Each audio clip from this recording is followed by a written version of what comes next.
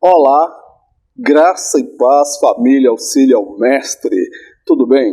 Estamos de volta para mais um programa no projeto Auxílio ao Mestre. Para você que está chegando agora e não me conhece, eu sou o presbítero Mauro Lúcio e semanalmente estamos produzindo conteúdo para auxiliar os professores e professoras da Escola Bíblica Dominical. E hoje nós estaremos estudando a lição de número 2, a atuação do Espírito Santo no plano da redenção. Texto base da lição encontra-se em João, capítulo 16, versos 7 ao 13. Todavia digo-vos a verdade, que vos convém que eu vá, porque se eu não for, o Consolador não virá a vós, mas se eu for, enviá-lo-ei. E quando ele vier, convencerá o mundo do pecado e da justiça e do juízo. Do pecado, porque não creram em mim. Da justiça, porque vou para meu Pai e não me vereis mais. E do juízo, porque já o príncipe deste mundo está julgado. Ainda tenho muito que vos dizer, mas vós não podeis suportar agora. Mas, quando vier aquele Espírito da verdade, ele vos guiará em toda a verdade, porque não falará de si mesmo, mas dirá tudo o que tiver ouvido e vos anunciará o que há de vir. Na lição de hoje nós vamos compreender, amados, que o plano da redenção do homem, ele foi idealizado por Deus antes mesmo da fundação do mundo. É isso mesmo, antes da fundação do mundo. Deus já havia idealizado o plano da salvação, porque nada pega Deus desprevenido. Deus trabalha com planos a longo, médio e curto prazo. E o plano da redenção do homem foi um plano elaborado por Deus a longo prazo. Então, Deus ele tem tudo sob o seu controle absoluto. No que diz respeito à salvação, é o Espírito Santo, meu amado, que convence o homem do pecado, da justiça e do juízo, convencendo do seu estado pecaminoso que ele carece de um Senhor, de um Salvador, para redimi-lo dos seus pecados. E quem é que convence o homem? É o Espírito Santo. Então, meu amado, na lição de hoje nós vamos compreender como se dá a atuação do Espírito Santo na salvação do homem, porque a salvação do homem envolve toda a Trindade, o Pai, o Filho e o Espírito Santo. Nós vamos estudar hoje especificamente a ação do Espírito Santo no plano da salvação. O Espírito Santo como promessa. Nesse primeiro tópico da lição, nós vamos observar o que as Escrituras falam acerca do Espírito Santo. A primeira promessa acerca do Messias, da vinda do Senhor Jesus, encontramos lá em Gênesis capítulo 3, verso 15. Mas em outras passagens bíblicas no Antigo Testamento, nós vamos ver que a salvação está atrelada ao derramamento do Espírito Santo. Então, nós vamos observar que o derramamento do Espírito Santo, a ação do Espírito Santo, ela também foi profetizada no Antigo Testamento. A promessa messiânica.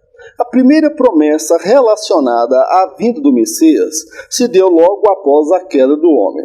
Em concordância com o que vários profetas escreveram, o Espírito Santo seria derramado sobre toda a carne, isto é, sobre a vida de todos aqueles que crescem na mensagem da salvação.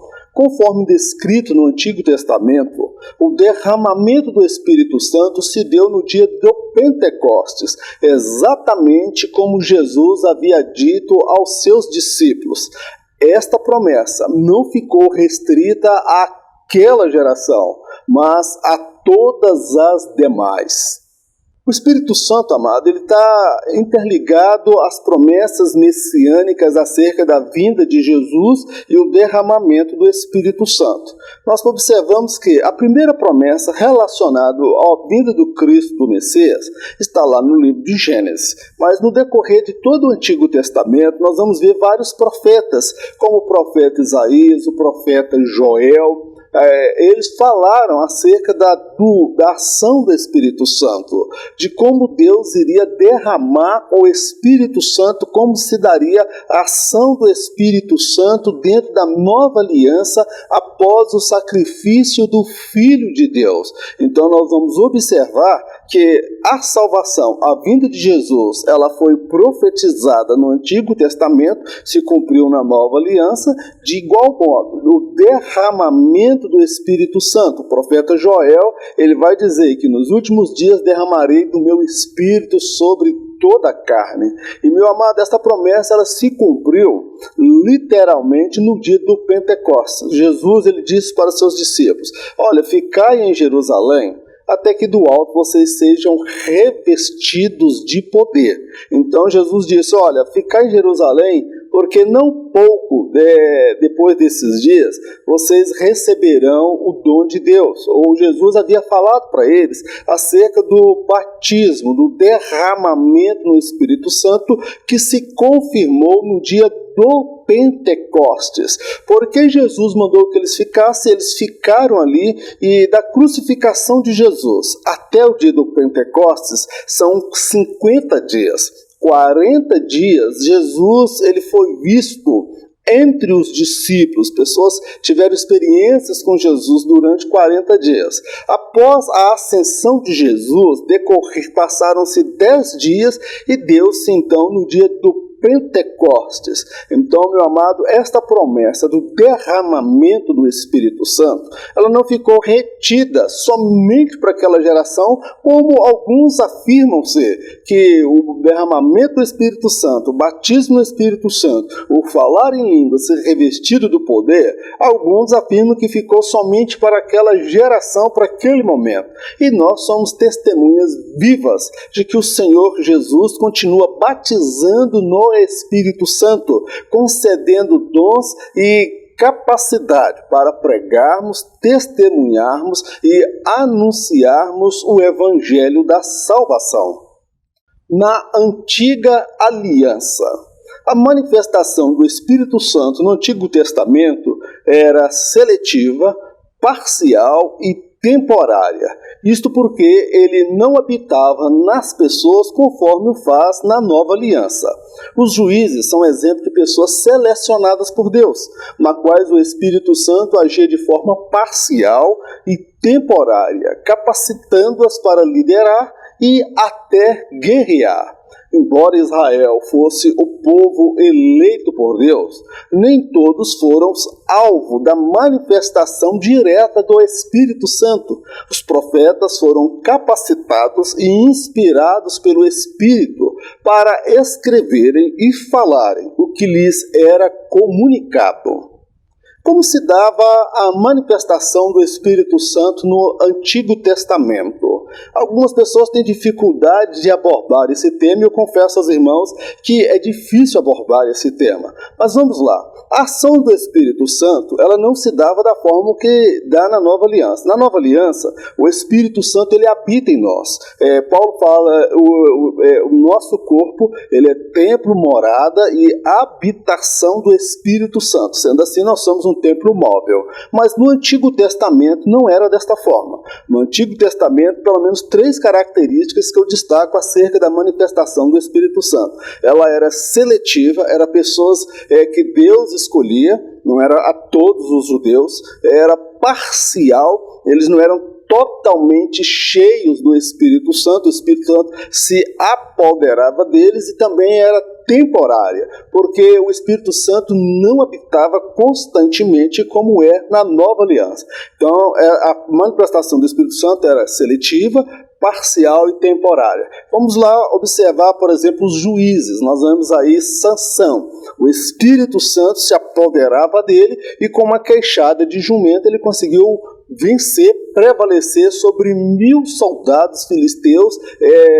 vencendo e matando 1.000 homens com uma queixada de jumenta. Então o Espírito Santo se apoderava dele. Mas nós vamos ver que no decorrer da vida de Sansão, o Espírito Santo não habitava na vida de Sansão. Então nós vemos que os juízes, eles foram selecionados por Deus, escolhidos por Deus. Aí que nós falamos que a ação do Espírito Santo era seletiva, parcial e temporária. Nós vamos ver, por exemplo, o rei Davi. Ele pede: Senhor, não retires de mim o teu Espírito. O que ele estava dizendo? Que o Espírito Santo se apoderava dele, capacitando para liderar e também para guerrear, como foi no tempo dos juízes.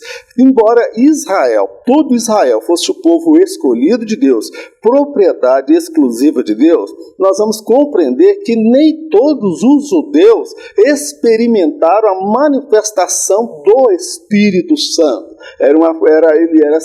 Essa ação era seletiva, parcial e temporária. Nós vamos ver também os profetas. Os profetas, eles também foram inspirados pelo Espírito Santo. O Espírito Santo comunicava-lhes aos corações e eles recebiam a inspiração e a capacitação para escrever a tudo aquilo que o Senhor comunicava aos seus corações. Então, a ação do Espírito Santo dentro do Antigo Testamento, na Antiga Aliança, era uma ação mais restrita, um número muito pequeno de pessoas e também temporária. Na Nova Aliança, a ação do Espírito Santo, meu irmão, é muito, mas muito superior, uma vez que ele habita na vida do salvo em Cristo Jesus. A promessa do Consolador. Jesus se referiu ao Espírito Santo como o Consolador que estava por vir.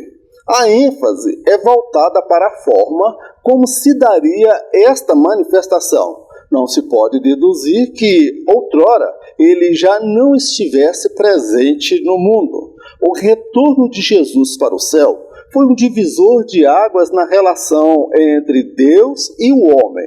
A partir de então, os salvos seriam consolados, fortalecidos, encorajados e cheios do Espírito Santo.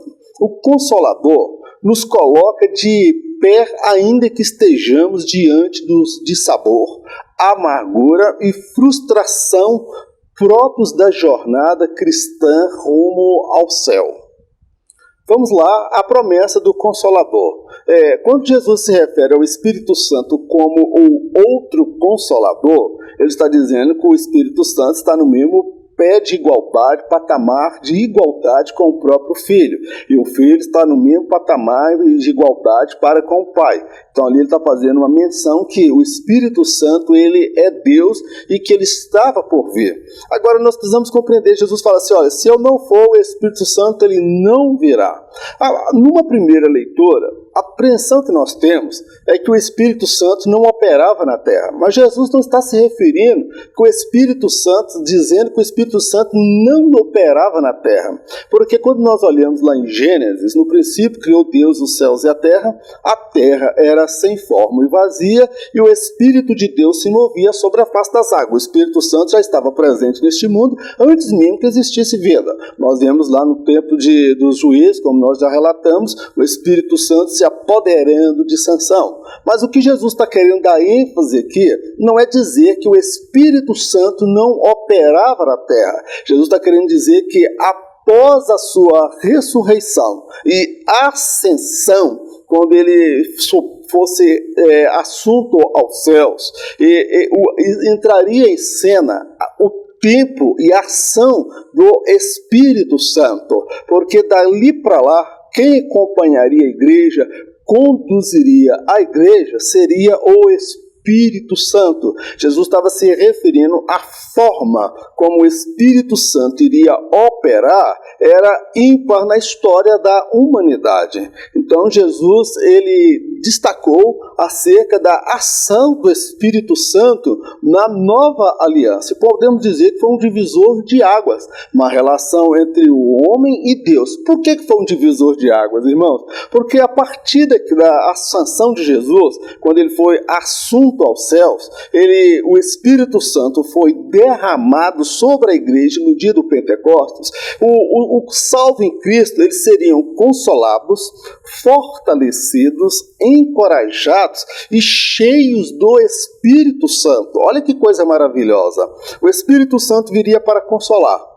O Espírito Santo viria para fortalecer aquele que estivesse fraco, cansado, desanimado. Ele viria para encorajar aquele que daria ânimo, que daria vigor. E o crente em Jesus Cristo seria cheio do Espírito Santo. Então nós vamos ver que o Consolador, ele nos coloca de pé, meu amado. Quando nós às vezes estamos caídos, quando nós estamos fracos, quando nós estamos passando pelos dissabores, as amarguras, as frustrações, as decepções que são próprias da caminhada cristã. Então o Consolador é aquele que estaria do nosso lado em todo o tempo e em todo momento. E isso Jesus se refere a ele como uma promessa, que se ele não fosse, o Consolador ele não viria. Então a ação da salvação, a salvação ou a redenção do homem passa pelo o sacrifício do Filho de Deus e a ação do Espírito Santo, que consola, fortalece, encoraja aqueles que foram alcançados pelo Senhor Jesus. Amém, meu amado? Glórias ao nome do nosso Deus. O Espírito Santo consola e ensina. Nesse tópico da lição, que é o segundo tópico, nós vamos entender a ação do Espírito Santo. Qual característica do Espírito Santo consolar? É o Espírito Santo ficar chorando, enxugando lágrimas de gente chorão, pessoas que estão reclamando, pessoas que estão lamentando? Não, o Espírito Santo não é nesse sentido de consolar não, meu querido. O Espírito Santo, ele vem fortalecer, ajudar, nos motivar, nos renovar, nos vivificar. Outra característica, o Espírito Santo ele nos ensina as Escrituras Sagradas, o que está por trás, a riqueza da palavra de Deus. O Espírito Santo nos faz lembrar aquilo que nós lemos. O Espírito Santo não nos faz adivinhar um texto na Bíblia, tá bom, meu amado? Pedro, no dia do Pentecostes, ele pôde afirmar com exatidão a referência bíblica acerca daquilo que estava ocorrendo, que era o derramamento do Espírito Santo. Eu posso afirmar que o Espírito Santo não está limitado a nos ensinar somente as verdades espirituais. O Espírito Santo também nos ensina até a ciência secular, todas as áreas do saber humano, porque ele é Deus, ele tem todo o conhecimento e aqueles que se aproximam dele alcançarão sabedoria, conhecimento e graça. O Consolador. É impossível aos seguidores de Jesus seguirem na jornada da fé sem a presença do Espírito Santo, pois são muitos os perigos e inimigos a serem vencidos. Há momentos em que o salvo em Cristo se sentirá abatido, perplexo e cansado. Por vezes, não conseguirá entender a razão de tantas aflições. Nestes momentos, o Espírito Santo lhe trará consolo, alento e refrigério à alma cansada e sedenta. Jesus também se deparou com estas e muitas outras aflições. Em todas elas, o Espírito Santo o consolou e o fortaleceu. Nós precisamos aqui entender o Espírito Santo na qualidade consolador. Jesus falou assim, olha, se eu não for, o Consolador não virá. Por que Jesus fala acerca do Consolador do Espírito Santo? Meu querido, o povo quando saiu do deserto, o Senhor estava adiante do povo, conduzindo aquele povo. Então o Espírito Santo, ele tem esta prerrogativa. É ele que irá conduzir, que está conduzindo a igreja por caminhos perigosos, por ciladas, armadilhas. A igreja, o crente em Jesus Cristo, ele enfrentará muitos perigos. Então o Espírito Santo, ele é o nosso guia, o nosso orientador, auxiliador, conciliador, aquele que guia, aquele que nos fortalece, aquele que nos renova. Então a nossa caminhada cristã, ela seria impossível para nós se não fosse a ação do Espírito Santo nas nossas vidas. Nós não iríamos prevalecer, nós iríamos sucumbir ante aos inimigos poderosos que nós travamos batalha. Nós travamos batalha contra o mundo, nós travamos batalha contra a nossa carne, a nossa natureza adâmica, nós travamos batalha contra o pecado e nós travamos batalha contra o inferno, contra o diabo. Então são 4 inimigos poderosos. E se não fosse a ação do Espírito Santo nas nossas vidas, nós não iríamos conseguir prosseguir na caminhada. Então, por esta razão, Jesus enviou o Espírito Santo. Então, há momentos na nossa caminhada, irmãos, que nós seremos cercados, às vezes, de lutas, de angústia, de tristeza. Há momentos que nós nos sentiremos abatidos, perplexos e cansados. Você já sentiu assim? Eu já. Vários momentos que eu fiquei até meio que desolado, cansado, triste, abatido, porque eu não sou super crente, eu sou humano, eu estou sujeito a uma multiformes emoções, crises emocionais, crises psicoemocionais. Então, meu amado, eu sou totalmente humano. Então, o Espírito Santo, amado, ele vem para nos consolar, porque há momentos, vamos falar a pura verdade, há momentos que a gente não entende a razão de tanta luta, irmãos. Há momentos que a gente não entende a razão de tanta aflição. Qual é o propósito de Deus? Muitas vezes a gente não entende, mas a gente prossegue. A Bíblia fala que o justo, ele viverá pela fé. Então é pela fé que nós prosseguimos. Então nesta hora o Espírito Santo, ele veio que nos consolar. Eu acho interessante quando a Bíblia fala sobre a ação do Espírito Santo enquanto consolador. O Espírito Santo é aquele que fica do nosso lado no meio da tempestade. O Espírito Santo fica do nosso lado no meio dos vendavais, nos meios das angústias, dos dissabores, quando nós estamos perplexos, cansados e abatidos. Não seria mais interessante se o Espírito Santo nos evitasse das lutas? Não seria muito mais interessante, falando como homem, que o Espírito Santo nos desse livramento, da gente não passar pela aflição, para a gente não passar pela angústia, pelas tribulações? Olha só, o Senhor nos permite passar pela aflição, mas Ele nos dá o Espírito Santo, o Consolador, aquele que fica do nosso lado, aquele que consola, aquele que nos fortalece, aquele que nos reanima. Quando a gente está no pó, a gente parece que não tem mais força nem para caminhar. O Espírito Santo parece que ele nos toma nos braços, ele nos carrega, nos motiva. Tem hora que a gente está cansado, a gente está pensando que vai parar, que a gente não vai aguentar. Aí vem o Consolador, aquele que fala: vamos seguir adiante, porque a tua jornada não termina aqui. Você está caminhando numa jornada em direção ao céu, a Canaã celestial. Meu querido, é o Espírito Santo que nos faz levantar, é o Espírito Santo que nos faz reerguer, é o Espírito Santo que nos coloca de pé.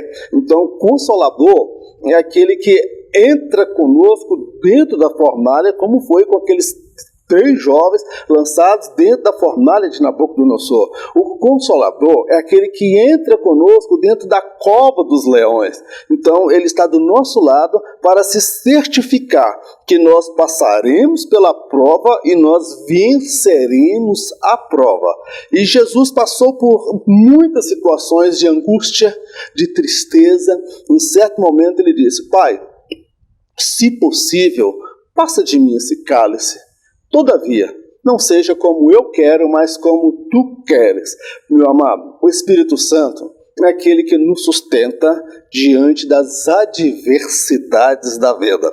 Você deve estar perguntando: seu irmão Mauro, qual é a razão de tanta luta, de tanta provação, de enfermidade, de crise financeira, de pandemia, de frieza, tanta batalha que a gente trava? Meu querido, na eternidade nós teremos todas as respostas, mas por enquanto nos resta prosseguir pela fé, acreditando no que diz a palavra de Deus, que todas as coisas cooperam para o bem daqueles que amam a Deus. O Espírito Santo está aqui para nos consolar e nem sempre nos dar as respostas. Estas respostas, muitas delas, nós só teremos na eternidade. Então vamos prosseguir na caminhada, vamos vencer os nossos limites, vencer os nossos temores, porque o Espírito Santo é o nosso consolador. É aquele que passa comigo e passa com você nos momentos mais difíceis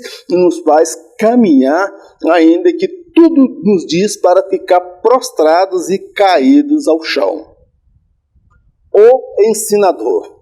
A jornada cristã envolve o processo de aprendizado e amadurecimento.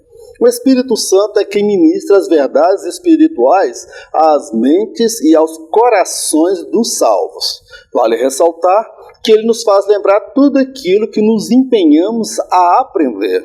Desta forma, o saber envolve a aplicação à leitura por parte do salvo e a ação divina, a qual potencializa e direciona este saber para o que for útil. O Espírito Santo comunica ao salvo as verdades espirituais por trás do texto sagrado. Todavia, ele não poupa do labor, do estudo e da qualificação. O Espírito Santo, na qualidade de ensinador, ele é um mestre, ele é um professor. Então Jesus ele nos deu o Consolador, ele disse, e ele vos ensinará todas as coisas. Eu acho maravilhoso, fascinante isso. Como homens simples como Pedro, João, homens que trabalhavam com pesca, eles se tornaram homens de tamanha sabedoria, de conhecimento. Primeiro que eles andaram 3 anos com Jesus, 3 anos e meio. O Jesus influenciou a mente deles, o pensamento, e alargou os seus horizontes, a capacidade de assimilar conhecimento e desenvolveram sabedoria. O Espírito Santo, ele nos ensina todas as coisas. O que o Espírito Santo nos ensina? O Espírito Santo, amado, ele não vai fazer a gente adivinhar a Bíblia. Isso aí é um papel meu. Isso é uma responsabilidade sua. Nós temos que ler a Bíblia de Gênesis a Apocalipse de forma sistemática. A ação do Espírito Santo ela não anula a necessidade, a demanda do crente se qualificar, fazer um curso teológico, fazer o curso da ETAD ou FAETAD, fazer um curso de teologia, uma faculdade de teologia é muito bem-vinda, desde que isso tudo seja colocado diante de Deus. Então a minha parte é me qualificar, é eu me preparar. A partir daquilo que está guardado na minha mente, que eu me esforcei, eu me empenhei para estudar, para debruçar sobre livros, comprando bíblias, material de pesquisa. Eu tenho ali um arcabouço agora de conhecimento. O Espírito Santo, ele vai usar todo aquele saber, todo aquele conhecimento que nós agregamos a partir da leitura, e ele vai nos dar o que? Revelação, inspiração. O Espírito Santo vai nos revelar as profundezas do texto sagrado.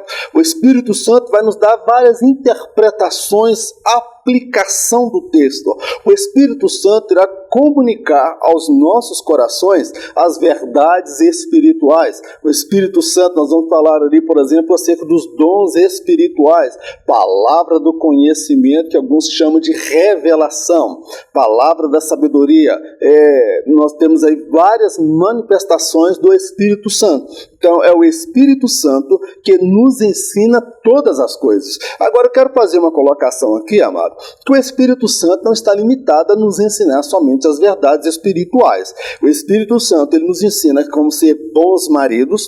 Eu já tive experiência com o Espírito Santo quando eu tive um desentendimento com a minha esposa, lá no início do meu casamento.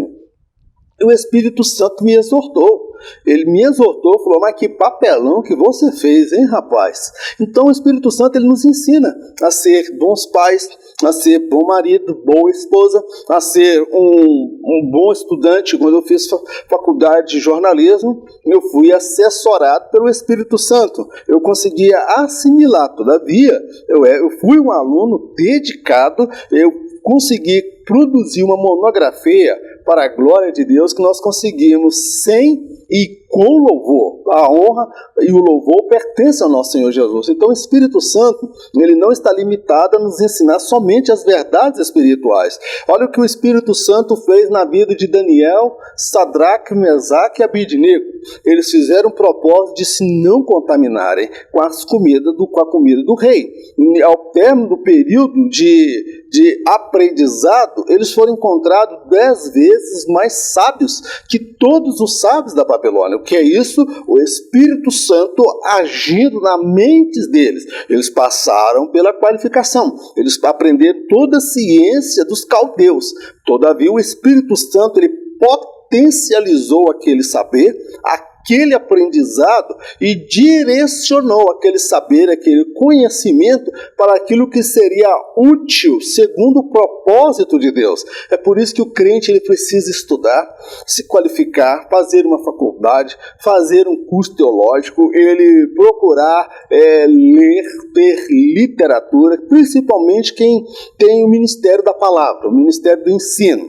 Você não pode pegar só comida requentada. Você tem que aprender a preparar os seus estudos, ouvir vários outros professores, ouvir vários outros pontos de vista para você também ter a sua opinião. Então, meu querido, o Espírito Santo, ele comunica ao salvo tanto as verdades espirituais do texto sagrado, como também até as verdades seculares. O Espírito Santo, ele nos ensina como ser crentes verdadeiros, como ser crentes fiéis, como ser crentes cheios da graça, da unção e da inspiração vinda do Senhor. Amém, meu amado? Glórias ao nome do nosso Deus. O ajudador. Não se pode ficar de braços cruzados e esperar que o Espírito Santo faça tudo por nós. Afinal de contas, ele é o nosso ajudador e não o faz tudo. Deus nunca poupou o homem do esforço pessoal ou do labor. Os grandes homens da história cristã encontraram no Espírito Santo força e coragem para superarem todos os obstáculos. O ajudador não faz tudo sozinho. Ele está lado a lado com aquele que luta, se esforça, não se dá por vencido, que enfrenta as dificuldades de cabeça em pé e que sempre acredita que o melhor está por vir. O Espírito Santo, na qualidade de ajudador, nós precisamos entender e compreender. Primeiro, o Espírito Santo, ele não é amuleta. O Espírito Santo não é bengala. O Espírito Santo não é aquele que nós vamos ficar escorado e ele faz tudo e a gente fica aí como que tomando água de coco descansando. Eu não preciso orar, não preciso jejuar, eu não preciso ler a palavra, estudar, porque o Espírito Santo, na hora que eu estiver dando estudo, vai me trazer todo o conhecimento. Eu não preciso preparar o esboço da mensagem que eu vou pregar à noite, porque o Espírito Santo me ensinará todas as coisas e me fará lembrar. Meu irmão, isso é uma visão um tanto equivocada. Nós devemos sim nos preparar, nos programar, estudar, preparar um esboço, preparar um sermão, preparar um estudo, gastar tempo com jejum, com a oração, com o nosso preparo espiritual. O Espírito Santo, ele é ajudador. Não é o Espírito Santo que faz tudo não, meu irmão. O Espírito Santo, ele vai nos ajudar. Você já imaginou eu ir na sua casa para te ajudar a construir a sua casa e tá lá o tijolo, tá lá a massa, a areia, a brita, aí daí a pouco eu vou para te ajudar e você fica escorado, esperando eu fazer tudo. Eu vou entijolar, vou fazer massa, vou carregar areia, você vai ficar de braço cruzado. Então o Espírito Santo, ele é ajudador, ele não faz por nós aquilo que nós podemos fazer. E nós vamos compreender no relato bíblico que Deus nunca chamou gente preguiçosa, Deus nunca chamou gente ociosa, Deus nunca chamou gente desocupada.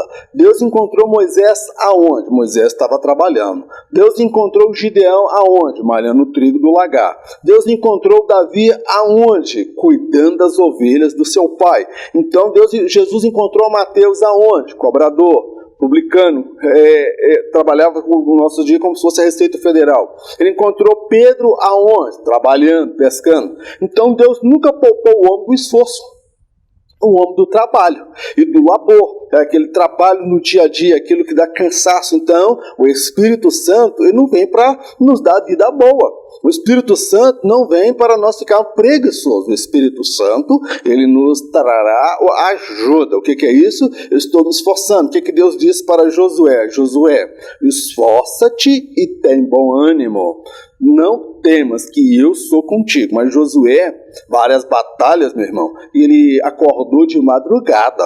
Mas o homem tinha tanta disposição para a guerra, que certa ocasião ele estava lutando uma guerra, já estava fazendo hora extra, estava fazendo serão, o sol já estava começando a se pôr, ele falou: sol, detenha-te aí, não sai daí não, que eu tenho que terminar essa batalha hoje.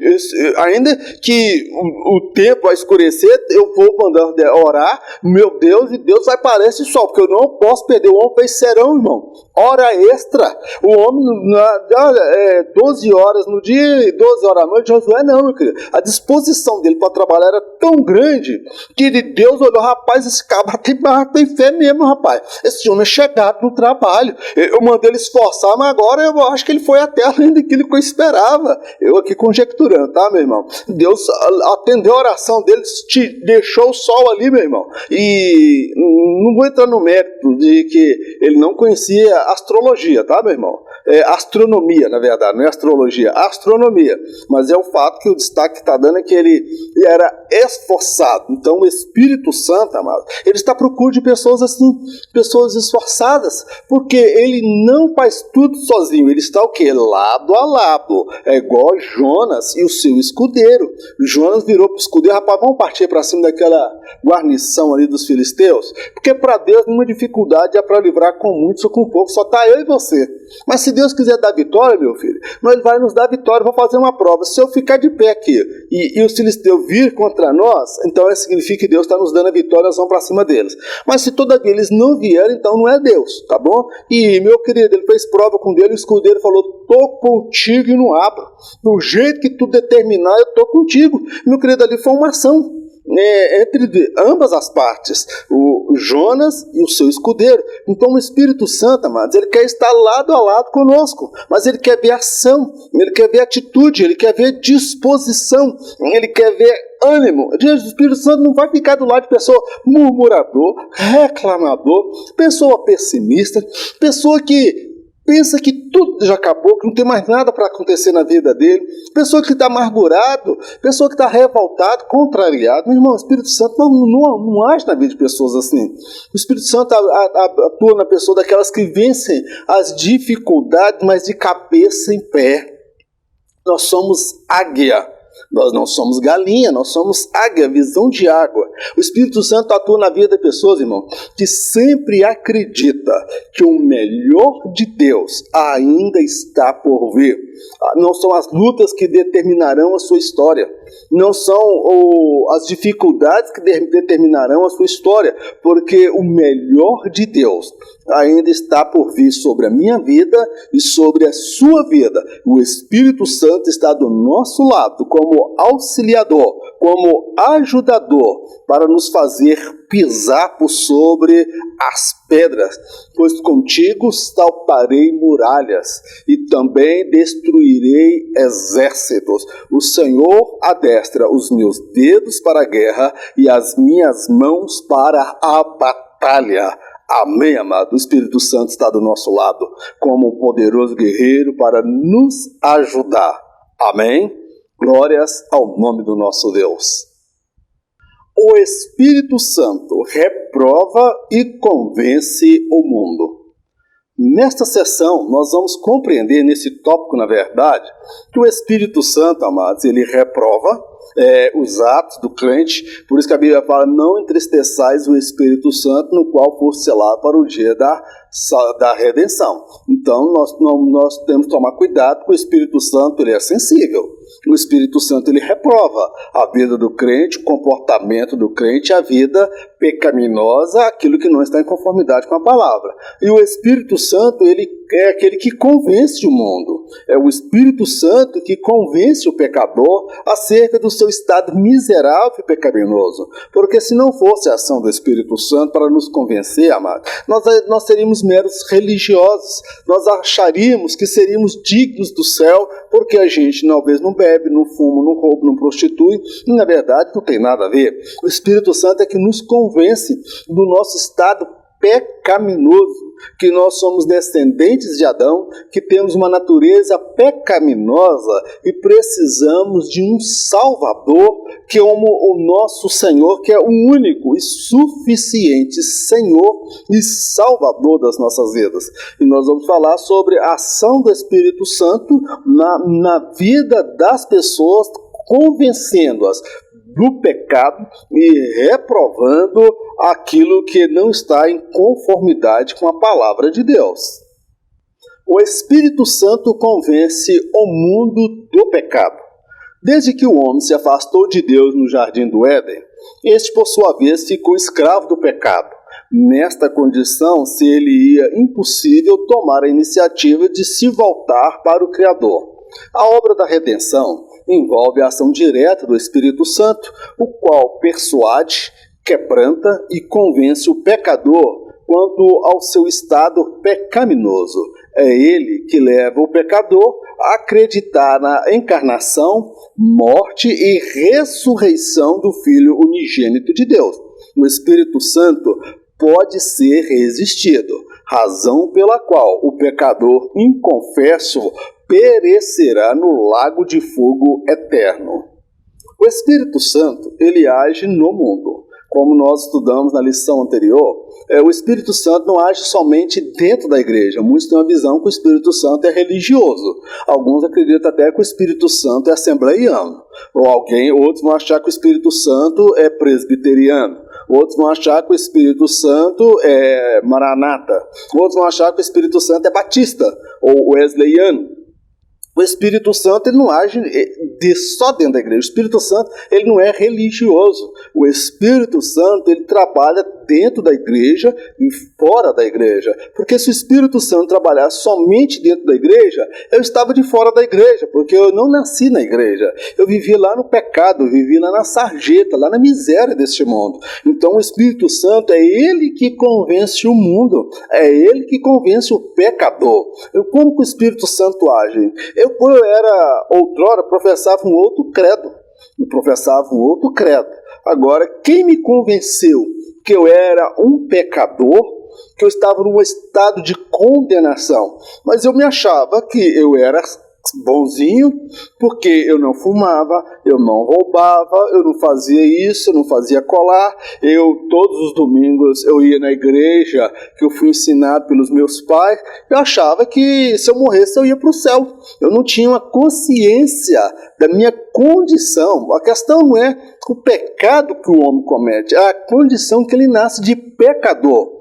Porque a Bíblia fala que todos pecaram e destituídos estão da glória de Deus. Eu nasci na condição de pecador. E como convencer alguém que é religioso do seu pecado? É mais fácil convencer alguém que está na droga, no vício, na prostituição, aqueles pecados que são mais notórios e visíveis. Mas a autoconfiança ou a crença na meritocracia é um perigo muito grande. Essas pessoas têm dificuldade de aceitar a salvação, porque elas acreditam que elas são salvas por realizarem boas obras. Mas aí nós vemos a ação do Espírito Santo. O Espírito Santo é aquele que convence o mundo do pecado.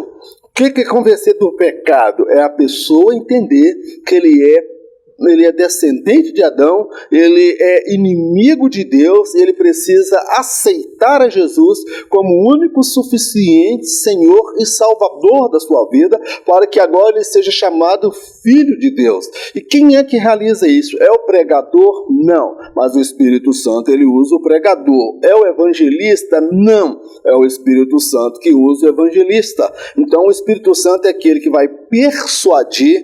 Ou seja, o que é persuadir? É convencer alguém, é tirar alguém daquele pensamento para introduzir nela um outro pensamento, ela tomar uma firme decisão. É o Espírito Santo que quebranta. e convence o pecador do seu estado pecaminoso. A minha experiência de salvação ela foi tremenda, porque eu achava que eu já era bonzinho, era religioso, participei de vários ritos dentro da fé que eu vivia e achava que já estava tudo bom comigo, mas o dia que o Espírito Santo me convenceu do meu pecado, irmão, olha, eu chorei igual uma criança, eu senti o peso de todos os meus pecados, eu senti que eu era o mais miserável de todos os homens, eu chorava que se Deus não tirasse a mão de mim, quando o Espírito me convenceu, eu ia morrer ali, eu senti que se eu morresse naquela hora, eu ia para o inferno. Quem me convenceu isso? Foi o pastor? Não. Foram os irmãos? Não. Foi o Espírito Santo. Então o Espírito Santo é ele que convence. O Espírito Santo é tremendo, ele me fez acreditar. Eu não vi o nascimento de Jesus, eu não vi a encarnação quando a Bíblia fala que o Espírito Santo viria sobre Maria e ela seria cheia do Espírito Santo e o poder do Altíssimo iria envolvê-la. E ali foi introduzido no útero dela o Filho de Deus. Então nós vemos ali a encarnação, o Verbo se fez carne, ele morreu e ressuscitou. Não sou testemunha ocular da ressurreição de Jesus, mas quem é que me leva a acreditar como se eu tivesse presente? Porque Jesus fala que mais bem-aventurados são aqueles que não viram, mas creram. Então o Espírito Santo, ele me faz acreditar, ele torna a ressurreição, a encarnação, a morte de Jesus real, tangível. Eu creio mais na ressurreição do meu Senhor Jesus, que ele está direito ao Pai, do que na minha própria existência. Quem é que faz isso? É o Espírito Santo, amados. Alguém pode nos falar que nós somos loucos, fanáticos, mas, meu querido, nós temos experiência com o Senhor Jesus, com o Espírito Santo. Agora eu quero destacar aqui um outro lado, que o Espírito Santo, ele pode ser resistido, tá, irmãos? Alguém pode perguntar, se o Espírito Santo é o que convence do pecado, por que nem todos são salvos? Aí nós vamos compreender que o Espírito Santo ele pode ser resistido. O que é isso? O Espírito Santo trabalha na vida do pecador, mas ele resiste ao Espírito Santo, como foi o povo de Israel. Na travessia, eles resistiram ao Espírito Santo e Deus os matou no deserto. Não estou dizendo que eles foram condenados, isso aí é entre eles e Deus, mas eles resistiram ao Espírito Santo. Nós vamos ver o rei Saul, ele resistiu ao Espírito Santo, e Paulo nos orienta, e não entristeçais ao Espírito Santo. Então nós podemos entristecer o Espírito Santo e ele se afastar. Davi passou por isso, quando ele pecou contra Batseba, ele pecou contra Deus, quando ele fez o que não devia, ele quebrou as leis de Deus. Ele no Salmo 51 ele vai dizer, Senhor, não retires de mim o teu Espírito, porque ele sabia que o Espírito Santo poderia se afastar totalmente da vida dele e não mais capacitá-lo, não mais trazer a ele a alegria da salvação. Então o Espírito Santo ele pode ser resistido. E é por esta razão que o pecador e até crentes dentro da igreja, irmão, que resistem ao Espírito Santo, que o Espírito Santo vem para convencer do pecado, mas aquela pessoa persiste em viver numa vida de miséria, numa vida de pecado, de duplicidade. Por esta razão, por resistirem ao Espírito Santo, é que o pecador inconfesso e o crente desviado teologicamente, doutrinariamente, ainda dentro da casa do Senhor, perecerão no lago de fogo eterno. Então o Espírito Santo convence, mas o Espírito Santo também ele pode ser resistido pelo pecador e até crentes dentro da igreja. Que Deus tenha misericórdia da minha vida, Deus tenha misericórdia da sua vida. Se o Espírito de Deus falar ao seu coração, não endureçais os vossos corações. Amém, meu irmão? Amém, minha irmã? Glórias ao nome do nosso Deus. O Espírito Santo convence o mundo da justiça. Deus havia declarado ao homem no jardim do Éden que ele morreria caso o desobedecesse. Sobre ele recairia todo o peso da sua justiça. Uma vez que o homem estava sentenciado ao inferno e não lhe era possível pagar o preço por sua redenção, aprove ao Senhor fazer recair sobre seu filho toda a justiça divina. Quando Jesus bradou na cruz, está consumado, ele cumpriu todas as exigências concernente à justiça de Deus. O caminho que conduz ao céu foi pavimentado com o precioso sangue de Jesus. O Espírito Santo, ele nos convence da justiça. O que é a justiça, irmãos? Observe uma coisa, quando o homem pecou contra Deus lá no Jardim do Éden, Deus, antes que o homem pecasse, o Senhor falou: olha, no dia que vocês pecar e comer do fruto do bem e do mal, vocês morrerão. Se vocês comerem do fruto do bem e do mal, vai cair sobre você toda a minha justiça. E Adão e Eva, amado, eles pagaram para ver, eles pecaram. E quando eles pecaram, caiu sobre eles o quê? A justiça divina. E segundo essa justiça, a palavra empenhada por Deus, o homem morreria. O homem morreria eternamente. O homem estava sentenciado, condenado ao lago de fogo eterno, ao inferno. Então, uma vez que esse homem estava sentenciado ao inferno, e ele não tinha como pagar o preço da sua redenção, aí é que está a questão. O homem estava sentenciado. Então, o que Deus fez lá no Jardim do Éden? Deus foi misericordioso para com o homem. Lá no lugar da queda, Deus disse: da semente da mulher nascerá surgirá um que esmagará a cabeça da serpente. Quem é esse? O nascido da mulher, descendente da mulher. Ali em Gênesis 3,15, Deus estava se referindo ao seu filho, o seu filho unigênito, o próprio Jesus que viria.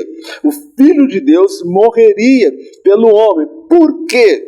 O homem não tinha como pagar o preço da sua redenção. A justiça de Deus, ela precisava ser cumprida.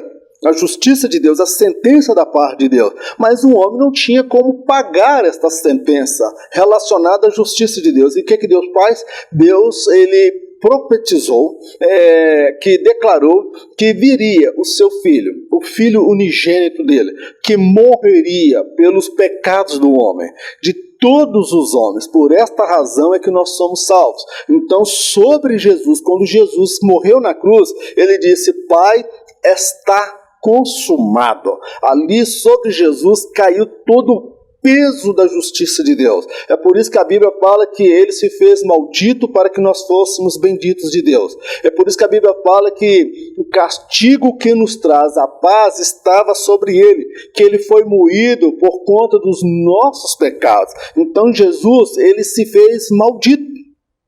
Ele cumpriu todas as exigências concernentes à justiça de Deus, que recaiu sobre Jesus. Então, quando Jesus veio, ele não veio para cancelar a justiça de Deus, do contrário, ele veio para cumprir a justiça de Deus e morrer na cruz.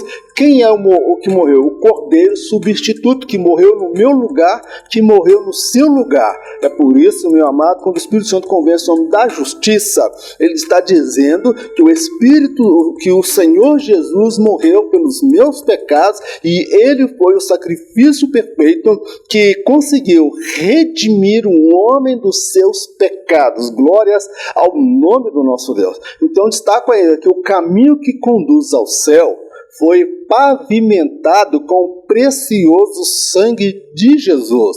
Nas rodovias nós vemos aí a pavimentação com asfalto, mas o caminho que conduz até o céu, meu amado, foi pavimentado com o sangue do nosso Senhor e Salvador Jesus, o Filho unigênito de Deus.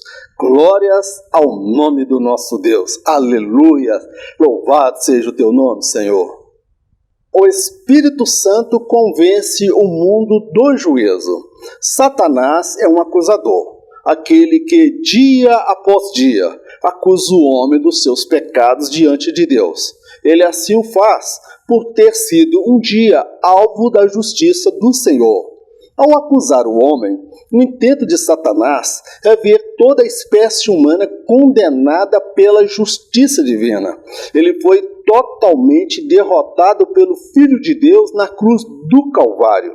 O seu sangue foi suficiente para justificar e salvar todo aquele que nele crê e o aceita como o único e suficiente Salvador e Senhor de suas vidas. Por que Satanás nos acusa, amados? Veja só, o Espírito Santo convence do juízo, porque o príncipe desse mundo já está vencido, que é Satanás. Aí é interessante, eu estava meditando nessa passagem bíblica, o Espírito Santo me trouxe um conhecimento, um entendimento que eu quero compartilhar para os irmãos. Por que Satanás se apresenta sempre diante de Deus para nos acusar? Ele é perfeito? Não. Ele tem qualificação moral para fazê-lo? Não. Ele o faz porque ele foi alvo da justiça de Deus. Quando ele se rebelou contra Deus lá no céu, que ele acreditou que podia ser como Deus e mobilizou uma terça parte dos anjos, que ele conseguiu convencê-los de seguir, eles acreditavam que tomariam o céu. E foi colocado para fora na base do pontapé e pescoção por 2/3 dos anjos e Miguel liderando a batalha. Foram lançados para fora do céu. Quando o homem pecou lá no jardim do Éden, que ele trabalhou diretamente para a queda do homem, a natureza também, nós vamos ver que ele esperava que Deus sentenciasse um homem ao inferno. A justiça de Deus viesse implacável sobre a vida do homem. O que Deus fez? Deus proveu um Salvador, enviaria o Filho dele. Então Satanás, ele nos acusa dia após dia, dia e noite, ele se apresenta diante de Deus para nos acusar. Olha lá o que o mal está fazendo, olha lá o que aquela professora está fazendo, olha lá aquele professor da escola dominical, como na igreja, ele dá glória a Deus, aleluia, em casa ele maltrata a mulher, olha lá o que ele está fazendo de errado. Então ele nos acusa dia e noite, e quando ele faz isso, o intento de Satanás é que toda a espécie humana, todos, eu, você, todos nós, sejamos condenados ao lago de fogo eterno, como ele também o foi, meu amado. Só que Jesus Cristo venceu lá na cruz do Calvário. Por quê? Você pensa que Satanás queria a morte de Jesus na cruz? De forma alguma. Você pensa que foi Satanás que pregou Jesus na cruz do Calvário? De forma alguma. O último lugar que o diabo queria que ele fosse era para a cruz do Calvário. Porque lá na cruz é que Jesus iria resgatar o homem dos seus pecados. Lá na cruz é que ele derramaria o seu sangue. Lá na cruz que ele iria resgatar a minha vida e a sua vida. E que nós teríamos livre acesso a Deus. Quando Jesus morreu na cruz do Calvário e ele bradou, está consumado, Jesus ele venceu o acusador. Não tinha mais como ele acusar o homem. O salve Cristo é como Jesus falou, olha, aqueles os quais me aceitarem como Senhor e Salvador, sobre estes, Satanás não tem mais poder de acusar, porque o meu sangue o justifica, o purifica, o transforma, lava, ele redime, e o nome dele será escrito no livro da vida. E em breve, quando eu voltar, ele receberá um corpo glorificado, receberá um galardão, sentará às bodas do Cordeiro, do banquete que eu vou servir, e estes habitarão comigo para todo sempre. Glórias ao nome do Senhor. Ali Satanás foi derrotado na cruz do Calvário. Ele tenta nos acusar dia e noite. Ele tenta dizer para você que você está pecado, que você errou, que você falhou. Ele joga na minha cara, na sua cara, os nossos erros e os nossos pecados. Mas a Bíblia fala, filhinhos, não pequeis. Mas se todavia vocês pecarem, o sangue de Jesus Cristo vos purifica de todo pecado. Mas se confessarmos as nossas iniquidades, Ele é poderoso e misericordioso para nos purificar de todo pecado. Meu irmão, Jesus venceu o diabo na cruz do Calvário. Ele tenta nos acusar dia e noite para que nós recebamos a mesma sentença que ele. Ele quer ver o quê? A justiça divina sobre as nossas vidas. Mas Jesus o derrotou na cruz do Calvário. Louvado seja o nome do nosso Deus. O Espírito Santo é que nos convence dessa verdade. O Espírito Santo é que nos convence do juízo, que o príncipe desse século foi derrotado. O príncipe desse século, o diabo, ele o foi e o será efetivamente quando, após o milênio, ele será lançado definitivamente no lago de fogo eterno. Então o inimigo da igreja, ele já foi derrotado pelo Senhor Jesus. Amém, meu querido? Glórias ao nome do nosso Deus. Chegamos ao término dessa lição. A Deus toda a honra, toda a glória, todo louvor. Se você desejar receber esse material, eu vou ter o prazer de te abençoar, enviando esse slide para você. Em PDF você poderá produzir o seu material, agregar ao seu conhecimento, e tudo é para a honra e a glória do nome do Senhor. Tem o meu telefone no rodapé. Eu agradeço pelas orações dos irmãos, aqueles que têm se empenhado, apresentado a minha vida e a minha família diante do Senhor. O ano de 2021 está aí. Que Deus nos dê um ano próspero, abençoado, que nós não sabemos o que virá pela adiante. Mas nós, mais do que nunca, precisamos nos apegar ao Senhor, porque a volta dele está muito, muito perto, tá bom, meu querido? Vamos orar ao Senhor nosso Deus. Eterno Deus, nós te agradecemos por mais esse estudo da tua palavra. A ti toda a honra, toda a glória, todo louvor e toda adoração. Ó doce, maravilhoso Espírito Santo, nós te amamos, nós te adoramos, porque tu és Deus, tu és lindo, maravilhoso, glorioso, majestoso.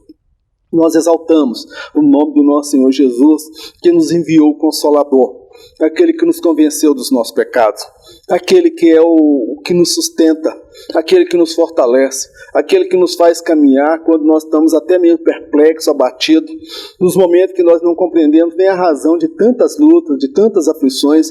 O Espírito Santo nos faz caminhar e nos coloca de pé. Ô Espírito Santo, tu és o nosso Consolador, tu és o intercessor, tu é aquele que nos ajuda, tu é aquele que nos ensina, tu é aquele que nos convence a cada dia, a cada momento. O Espírito Santo, não se afaste de nós. Nós não queremos entristecer ao Senhor. Fica conosco, porque é impossível para mim, é impossível para o meu irmão, é impossível para a minha irmã prosseguir se não for com a tua ajuda, se tu não estiver do nosso lado. Ajuda, perdoa os pecados do meu irmão, perdoa os meus pecados, perdoa as nossas faltas, porque não há um justo sequer que faça o bem e depois não peque. Fica conosco, nos abençoa, nós te agradecemos no nome do Senhor Jesus. Que o grande amor de Deus, a graça do nosso Senhor e Salvador Jesus, as doces consolações do Espírito Santo de Deus, seja com todo o povo de Deus, não somente hoje, mas para todos sempre. Em nome de Jesus, amém.